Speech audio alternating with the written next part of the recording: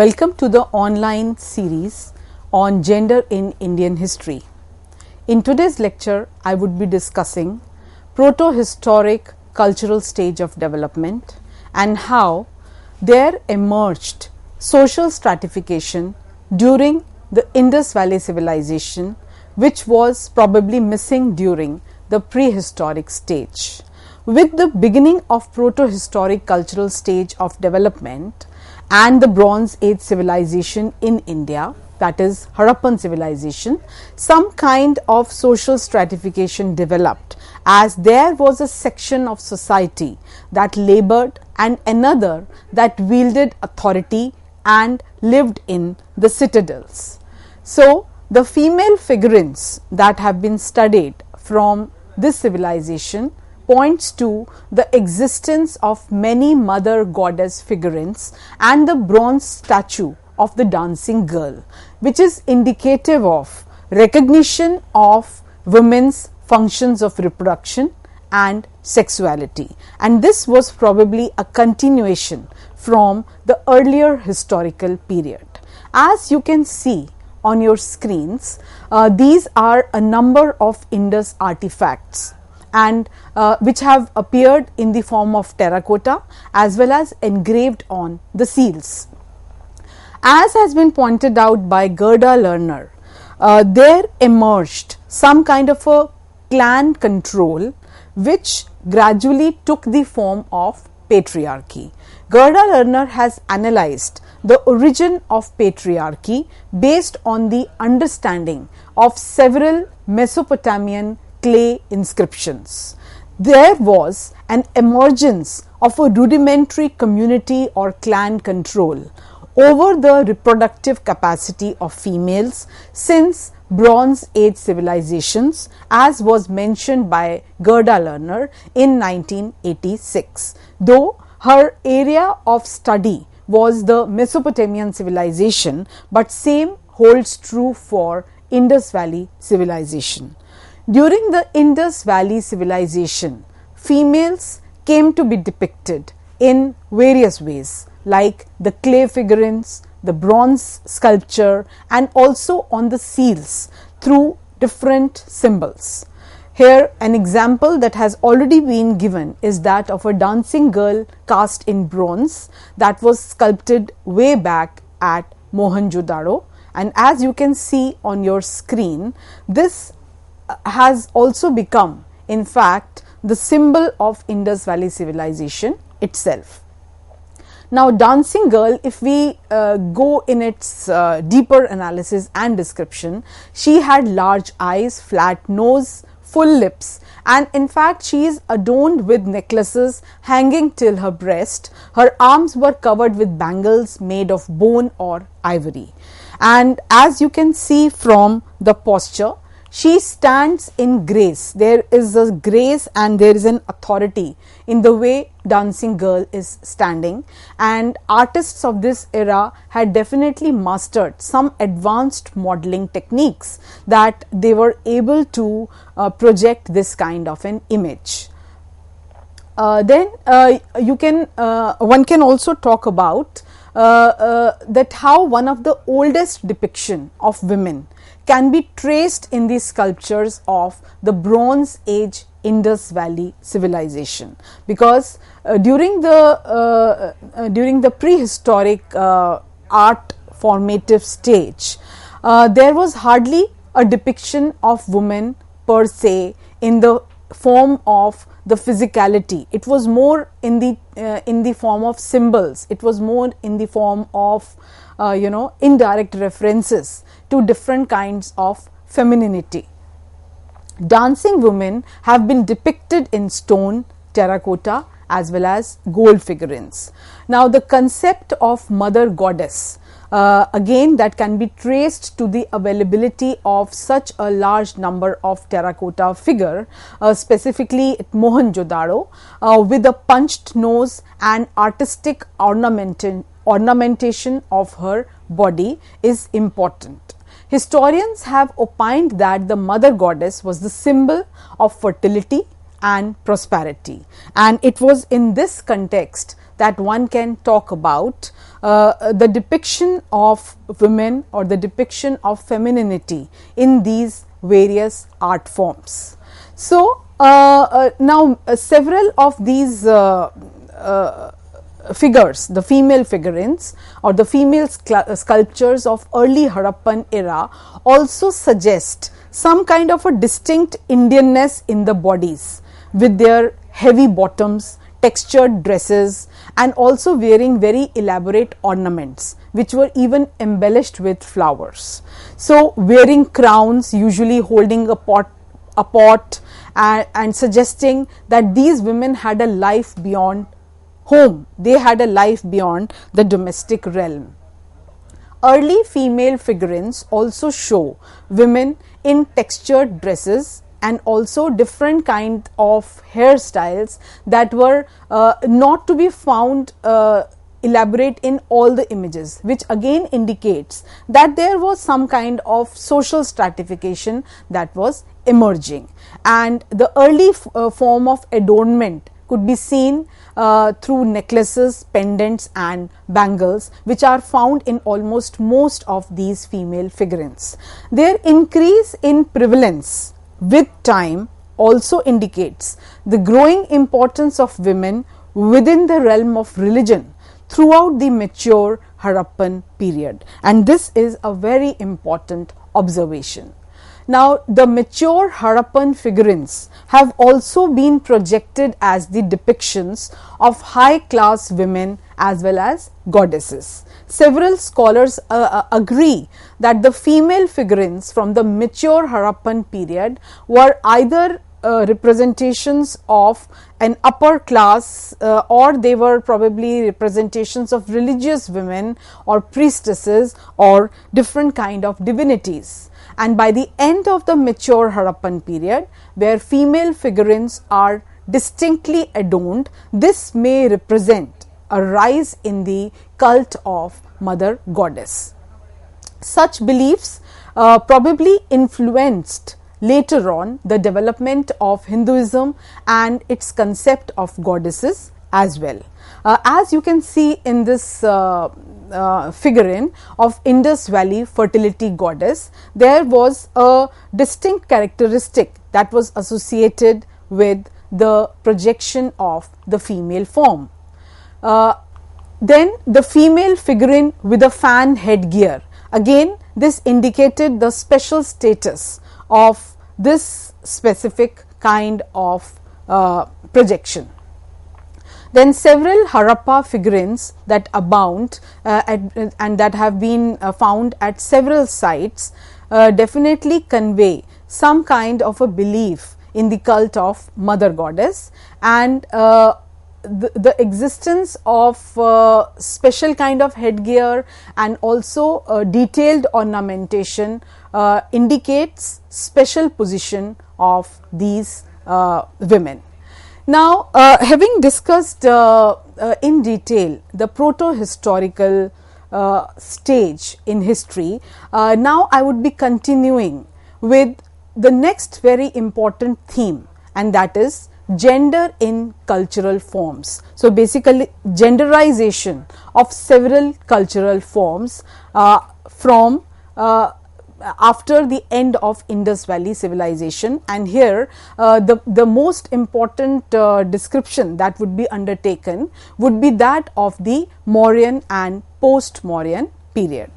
Now, as we all know and you all have seen that how the image of the sensuous female is the favorite theme of most of the artists. In the artistic history of India, the sensuous female figure, often provocatively poised and frequently presented in three-dimensional sculpture as well as in paintings, is a persistent theme.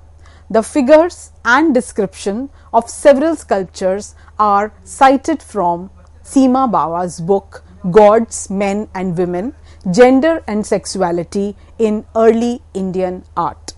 Seema Bawa has covered the period from 181 BCE to 320 CE, as it was from this period onwards that a systematic and a large body of art has been found, and this was the specific period that can also be described as the period of turmoil and flux, when the society was going through several socio-cultural, political, economic, religious metamorphoses, and it was giving rise to a number of divergent contesting ideologies as well as gender complexities.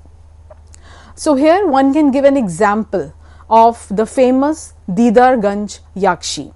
A Yakshi from Didarganj, Patna, is a masterpiece of Mauryan folk art which depicts every aspect of feminine beauty of an Indian woman. The sculpture is currently located in the Patna Museum in Bihar, and it is a tall figure carved out of a single piece of Chunar sandstone. This life-size standing image is not only freestanding sculpture, but it is also well proportioned, and it has very well polished surface, which is the hallmark of this piece of art. And another very significant feature of this piece of art is a chowri that is held in the right hand, whereas the left hand is broken. The lower garment creates a somewhat transparent effect, again which indicates the kind of efficiency that the artists had attained. The Didarganj Yakshi is estimated to date from probably 3rd century BCE, and it was excavated on the banks of Ganges river in 1917. The life-size female image, as has been discussed, is made of a glossy tan finish. So it was probably polished and it was given this kind of a tan finish, though the material that is used is that of sandstone. As you can see, the image of Didarganj Yakshi, it definitely looks imposing and also inspires awe in the mind of the viewer. Now, this has also been described as a chowri bearer sculpture. The figure also holds a chowri or a fly whisk in one hand. This female chowri bearer has been identified by some scholars as a yakshi and by others as a ganika. For the Mauryan period, there are a few figures of dancing girls and some sculpted panels from Bihar, most of them belonging to the 3rd century BCE. Now, Vidya Dehejia has interpreted the several sculptures and especially the one that we are discussing right now, that is Didarganj Yakshi. According to Dehejia, the sculpture, despite its huge size, cannot be considered as a divinity, because she holds an attendant's chowri in one hand. So, according to Dehejia, the association of the chowri bearing attendants can be made with royalty. So, probably she was the royal watchwoman, and both Srinivasan and Dehejia have pointed out that probably the sculpture was the figure of a ganika rather than of a divinity, and a ganika can be described as a highly placed, well accomplished royal courtesan whose prerogative it was to stand by the monarch at the court and also hold the fly whisk. So, the fly whisk or the chowri, and this was specifically prescribed in Arth Shastra of Kautilya as well. So, basing their understanding on all these kind of logics, this is the explanation that has been given. Now, this also shows that now there was an attempt to project the divergent category of women.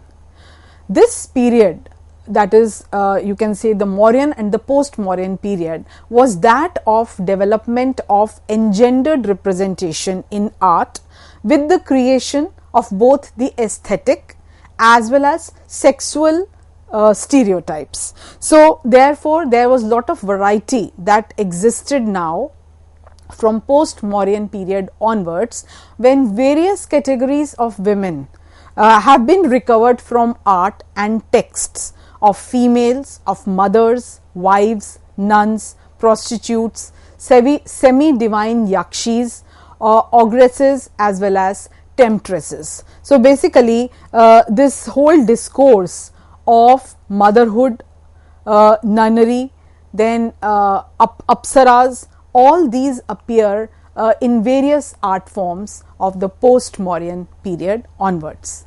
So when we talk about the post-Mauryan art, there was a revival of popular elements in both religion as well as art, and this tendency started all the more with the disintegration of the Mauryan Empire.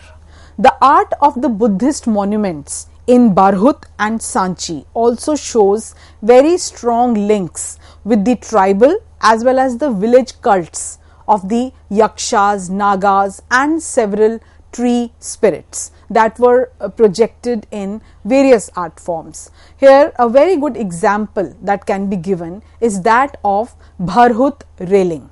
The Buddhist art had to compromise, however, with the folk traditions and the folk beliefs, because without incorporating the local culture, without incorporating the little tradition, no progress in their religion was possible. So the Bharhut rail is the most important and interesting monument in India from a historical point of view, and is especially important for the study of Indian sculpture, as it shows great technical development. As you can see in these visuals on Bharhut railing, the kind of technical and the kind of artistic interpretation that one can make out of these visuals with very intricate carving, as well as giving a geometrical depiction to the various forms that became very popular in several of these Bharhut images that you can see.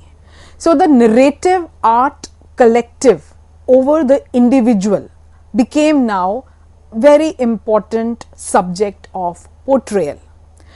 So we can say that from post-Mauryan period onwards, there was a greater emphasis on the narrative art, that is, an entire story being narrated on a panel, where the emphasis was not on showing one particular individual or one particular sculpture, rather a group of sculptural forms, and trying to convey the entire story through those panels. In contrast to the individualistic preferences of the Maurya ruler, in the post-Mauryan art we see that there was representation of the collective tastes of the people. So the narrative character of the post-Mauryan art stands in contrast to the symbolic and the aristocratic art of the Mauryan period.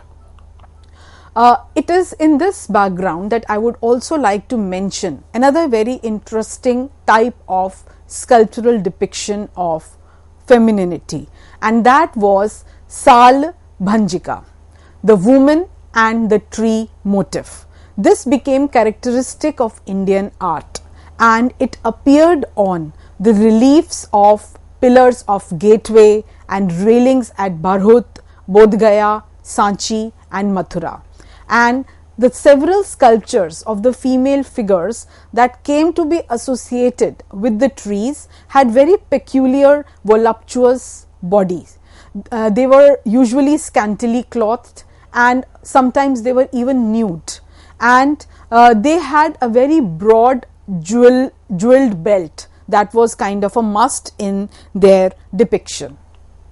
So as you can see in this image of the Sanchi Yakshi figure, most of these Sal Bhanjikas would hug the tree with one of their leg, or they would encircle the tree with their arm. So this again was symbolic of fertility, that by touching a tree they were kind of helping the tree to blossom. they were trying kind of helping the tree to bear fruits. Then continuing with the concept of Salbhanjika or Shalabhanjika as it is mentioned, it is basically the sculpture of a woman displaying very stylized feminine features, generally standing near a tree or holding one of the branches, and the name of these figures comes from the Sanskrit term Salabhanjika, which means breaking a branch of a sal tree. So, this was the kind of translation that conveys that how a woman who would be standing close to the tree could be described as a Salbhanjika. They are also known by some other names like Madanakai or Madanika or Shila Balika, and these were interchangeable with female tree holding yakshi forms, the one I had shown earlier. The Shalabhanjika is a standard decorative element of Indian sculpture, and it is also a graceful stone sculpture representing a young nubile female under a tree in different poses, such as dancing or trying to admire her own beauty, or playing a musical instrument, or probably grooming herself, or just waiting for her lover. So, these were the different kind of images that were conveyed. And Sanchi Shalabhanjika, which is depicted on the eastern gateway or Toran, is the best known sculpture of the Sanchi Stupa, which is near Bhopal, and it is also a World Heritage Site which was built from the 1st to the 12th centuries. As you can see in this Salabhanjika, which is there on the eastern Torana Sanchi Stupa, again there was this association with the tree. So, she is clutching on the branches of the trees. Some of the most popular Salbhanjika sculptures are also to be found in the later period from 12th century onwards in Hoysala, as well as in Chalukya temples of Belur, Halebud, then Somnathpura in south central Karnataka, and Salbhanjika continued to be a very important and a very kind of a common theme in most of the sculptural depictions. One of the early examples are the Shalbhanjikas of Shunga dynasty, dating 2nd or 1st century BC. These were found at the Durakhi Devi temple that was unearthed at Kumrahar, that is Patliputra.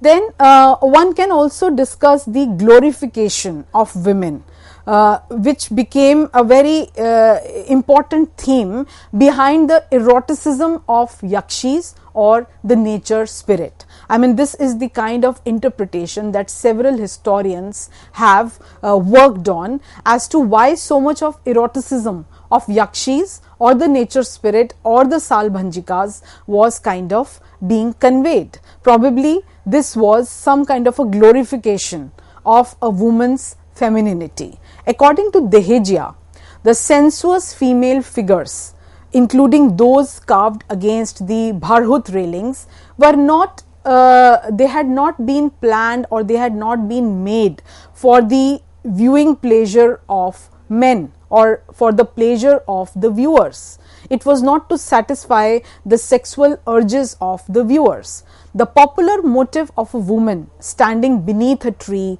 with one leg wrapped around the trunk and one arm pulling its branches was probably meant to glorify the power of women, because it was believed that by their very touch they could cause a tree to blossom or to bear fruit. So, this was the kind of image of a woman being fertile, of a woman having power to generate anything, was what was being attempted. According to Dehejiya, a manifestation of a positive attitude towards women as such imagery was likely to have sent out a positive message and was probably viewed by the women spectators as a powerful affirmation, and a affirmative engenderment was something that might have followed. So, this is the kind of interpretation that has been developed by some art historians. Now, coming to the issue of Bharhut, Sanchi as well as Ajanta, the three important sites that help to show the development of female images between the Sunga and the Kushana period. These three important sites can be very crucial for any kind of understanding as to how there was gradually a change that was emerging. So, if we talk about the Sunga and the Kusana period, then Bharhut provides a starting point from which to characterize the female images in the Sunga period. The women are usually posed frontally, facing the viewer in a very stiff and in a very provocative manner, and their jewelry usually includes ankle rings, bracelets, necklaces and large hanging earrings. So, these large hanging earrings become very important element of most of the sculptures of this period. The hair also was elaborately plaited and a drape of material was hung over the girdle and between the legs. The women in most of the sculptures wore nothing but jewelry above the waist, and their physical form, large round breasts, very thin waist which rather looks disproportionate, and very wide hips. This kind of projection continued from the Mauryan period onwards. And if we look at the post Sanchi changes, there was no attempt to differentiate individual women on the basis of their physical appearance, and there was more now emphasis on projecting some kind of a sculpture that did not really emphasize on individual physicality. For example, Queen Maya is recognizable only in scenes of the conception of the Buddha by the presence of a white elephant. So, these kind of symbols became very important as a way of describing femininity or as a way of describing birth. But two things definitely changed with these Sanchi figures. First was the depiction of the body in the form of an S-shaped curve, which is also described as a tribhang or a pose of the three. Secondly, there was the drape of the material that intended to preserve modesty in the Sunga period, that was now given up, so that now the drape hangs down outside of the legs and it gave an image of full frontal nudity. So, the emphasis on full frontal nudity became kind of a common practice from post Sanchi images onwards. Now, having described all these changes, if we come to the period of Kushanas, then the female figures assumed a particular posture in most of the Kushana sculptures, and this is known as the Tribhang, that is the pose of the three bends, which were bent at hips, waist and breasts to provide that ideal S-like shaped. And again the emphasis was on frontal nudity. The basic garment of the Indian women of Mathura during the Kushana period was a sort of a sari, which again usually hung from the waist down, and many women also wore a long shawl or a scarf over the shoulders. Around the hips there was again a broad belt which had lot of beadwork and also a clasp in front. So, we have discussed in detail the kind of femininity, the changes that were coming in the depiction of femininity, and what was the logic that was being developed for projecting women as scantily clothed or as partly nude. Thank you.